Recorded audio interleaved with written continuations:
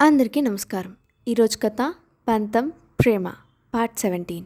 ఇక స్టోర్లోకి వెళ్తే college store రూమ్లో, హే, ఎవరు నువ్వు, నన్నెందుకు ఇక్కడికి తీసుకువచ్చావు అని అరుస్తుంది ఒక అమ్మాయి.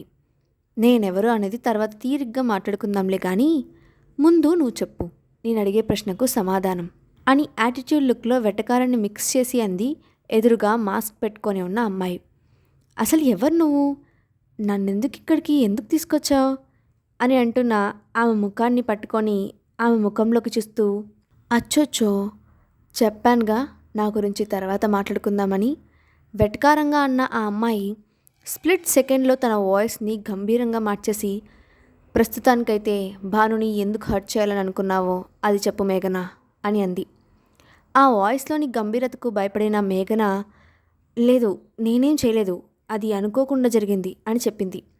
ఆ మాటతో మేఘన ముఖాన్ని వదిలేసి ముందుకు వెళ్తూ, నీకు మనుషుల భాష అర్థమవుతున్నట్టుగా లేదు కదా, సరే నీకు బాగా అర్థమయ్యేలా చెప్తా అంటూ మేఘన ఎటువంటి పోలైతే భాను మీదకి పడాలని తీసిందో అచ్చంగా అలాంటి పోల్నే ఆమెకు పక్కన పడే విధంగా నెట్టింది ఆ అమ్మాయి.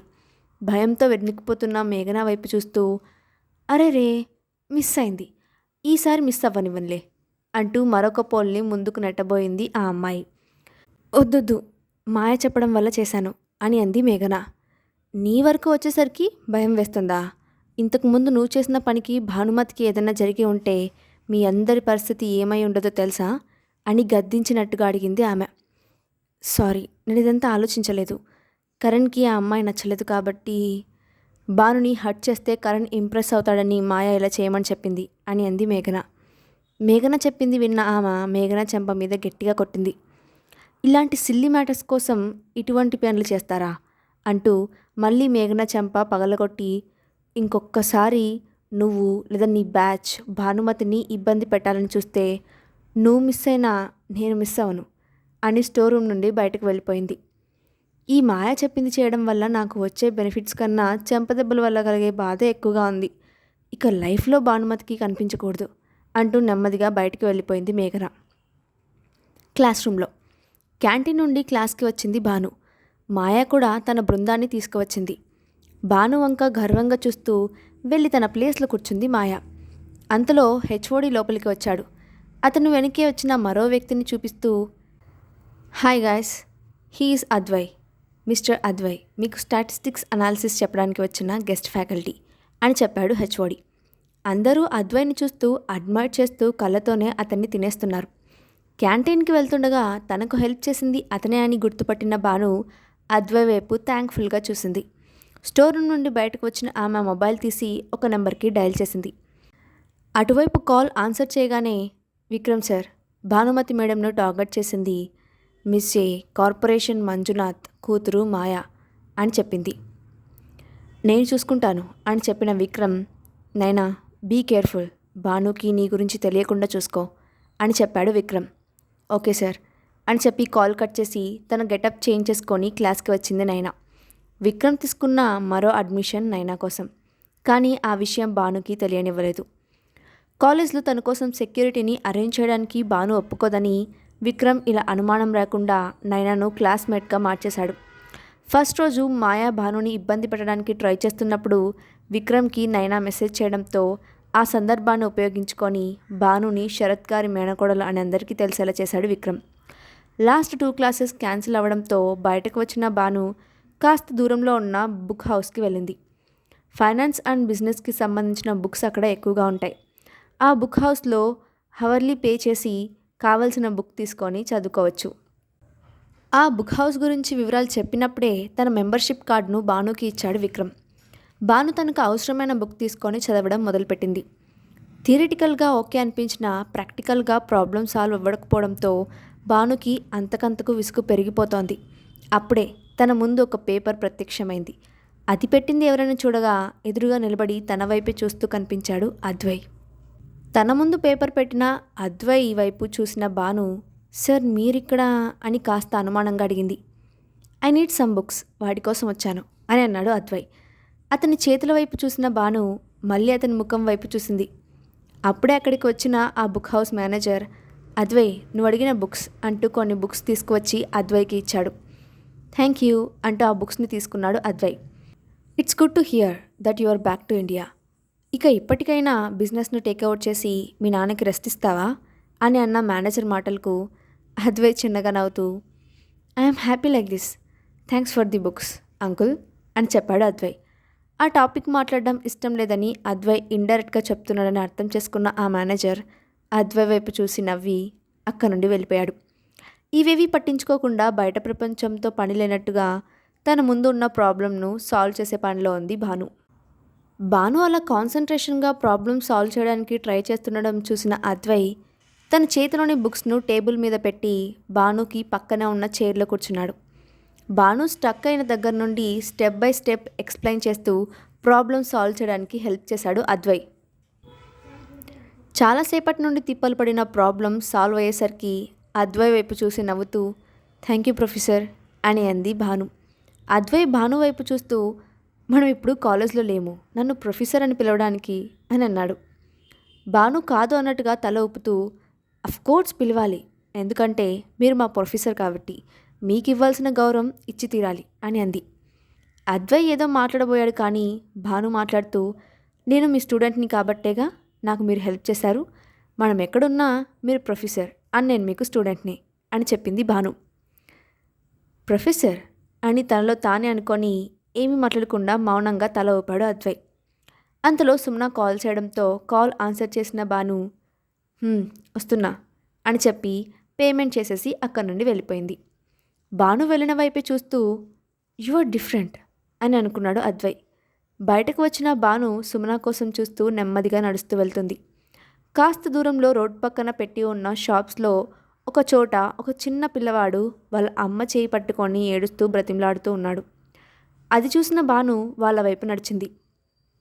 ఇక వాళ్ళమ్మ ఆ పిల్లాడిని సముదాయించలేక కొట్టడానికి చేయెత్తింది.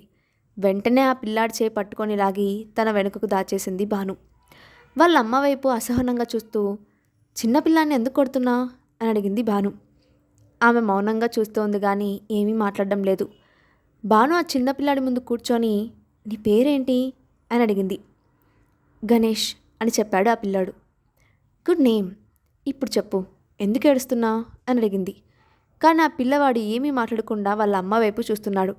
వాళ్ళ అమ్మ వైపు చూస్తున్న ఆ పిల్లవాడి చేతులు పట్టుకొని మృదువుగా నిమురుతూ ఏమీ పర్వాలేదు, నువ్వు చెప్పు ఏమైంది అని లాలనగా అడిగింది భాను.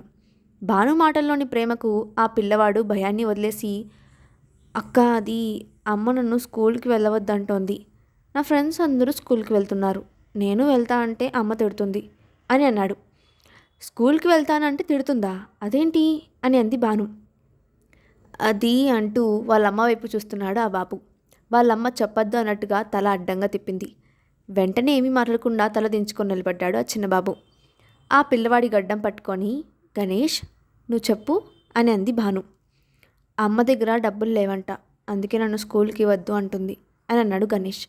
ఆ మాట విన్న భాను గణేష్ వాళ్ళ అమ్మ వైపు చూసింది.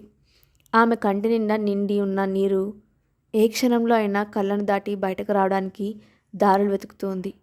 ఆమె పరిస్థితిని అర్థం చేసుకున్న భాను తన బ్యాగ్లో నుండి డబ్బులు బయటకు తీసింది కానీ అవి ఎక్కువ లేకపోవడంతో పక్కనే ఉన్న ఏటీఎం వైపు వెళ్ళబోయింది భాను. కానీ భానుని వద్దు అని ఆపేసిన ఆమె ఇప్పుడు నేను ఇలా చేయి చాచి మీ దగ్గర తీసుకుంటే నా బిడ్డకు కూడా అదే అలవాటవుతుంది, కష్టపడకుండా వచ్చే డబ్బు మాకు వద్దమ్మా అని అంది. ఆమె తన ఆత్మాభిమానానికి ఇచ్చే విలువ చూసి భానుకి ముచ్చటగా అనిపించింది.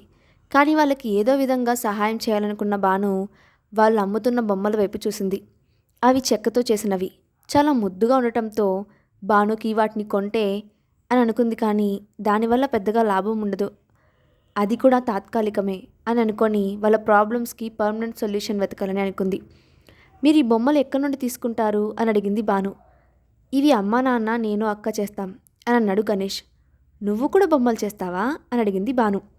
అక్కడ ఉన్న వాటిలో నుండి ఒక బొమ్మను తీసి చూపిస్తూ ఇది నేనే చేశా అని ప్రౌడ్గా చెప్పాడు గణేష్.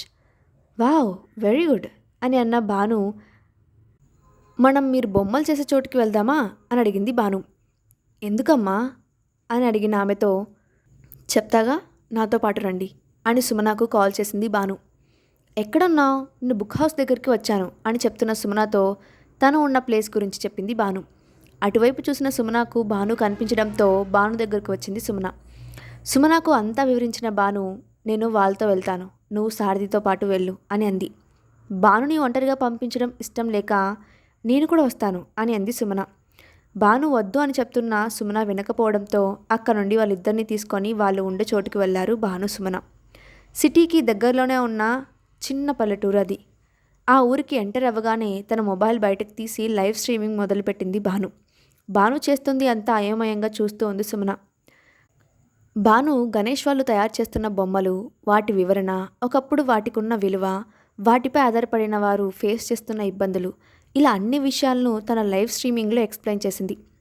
అంతా అయిపోయిన తర్వాత వాళ్ళ దగ్గర ఉన్న బొమ్మలను డిఫరెంట్ స్టైల్స్లో అరేంజ్ చేసి వాటిని ఫోటోలు, వీడియోలు తీసింది.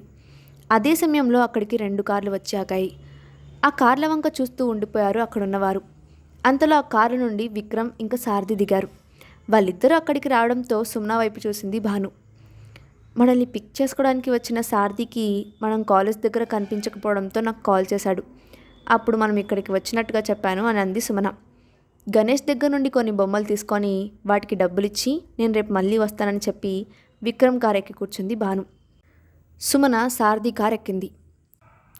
అప్పటి వరకు సైలెంట్గా భాను వెనుక నిలబడి ఉన్న విక్రమ్ భాను కార్ ఎక్కిన తర్వాత అక్కడ ఉన్న బొమ్మల్లో ఊయల, ఆ ఊయలకు మధ్యలో హార్ట్ షేప్ను వేలాడదీసినట్టుగా ఉండి ప్రతి చిన్న కదలికలకు ముందుకు వెనుకకు ఊగుతుంది. ఆ బొమ్మను తీసుకొని వాళ్ళు చెప్పిన దానికి రెట్టింపు ధర ఇచ్చాడు విక్రమ్. కారులో కూర్చున్న తర్వాత నువ్వేంటిక్కడ అని అడిగింది భాను. మీరు ఇక్కడికి వచ్చారని తెలిసింది, అందుకే నేను పికప్ చేసుకుందామని వచ్చాను అని అన్నాడు విక్రమ్. థ్యాంక్ యూ అని చెప్పి తాను తీసిన ఫొటోస్ అండ్ వీడియోస్ని చెక్ చేస్తూ కూర్చుంది భాను. భాను బుక్ హౌస్ నుండి బయటకు వచ్చిన క్షణం నుండి భాను యొక్క ప్రతి కదలికను అబ్జర్వ్ చేస్తున్నాడు అద్వై. భాను వాళ్ళ కోసం చేసింది అంతా చూసిన Advai, wild kitten, you are more than a puzzle అని అనుకున్నాడు. విక్రమ్ విల్లాకి వచ్చిన తర్వాత విక్రమ్ ఫోన్ మాట్లాడుకుంటూ స్టడీ రూమ్లోకి వెళ్ళిపోయాడు. బెడ్రూమ్లోకి వెళ్ళిన భాను ఫ్రెష్ అవ్వడానికి బాత్రూంలోకి వెళ్ళింది. ఫ్రెష్ అయిన తర్వాత చూసుకుంటే తొందరలో తన డ్రెస్ తీసుకురాలేదన్న విషయం అప్పుడు అర్థమైంది. అక్కడే హ్యాంగ్ చేసి ఉన్న విక్రమ్ టీషర్ట్ కనిపించడంతో అది వేసుకొని బయటకు వచ్చింది భాను. అప్పటికే తన ఫోన్ రింగ్ అవుతూ ఉండటంతో డ్రెస్ చేంజ్ చేసుకోవాలని అనుకున్న విషయాన్ని పక్కన పెట్టి ఫోన్ ఆన్సర్ చేసింది. అటువైపు నుండి చెప్పింది విన్న భాను 2 minutes అంటూ విక్రమ్ ల్యాప్టాప్ తీసుకొని బాల్కనీలోకి వెళ్ళింది. తర్వాత ఏం జరిగిందో నెక్స్ట్ పార్ట్లో చూద్దాం. ఈ స్టోరీ అప్డేట్ ఎలా ఉందో కింద కామెంట్ బాక్స్లో మీ ఒపీనియన్ని షేర్ చేయండి. Thanks for watching.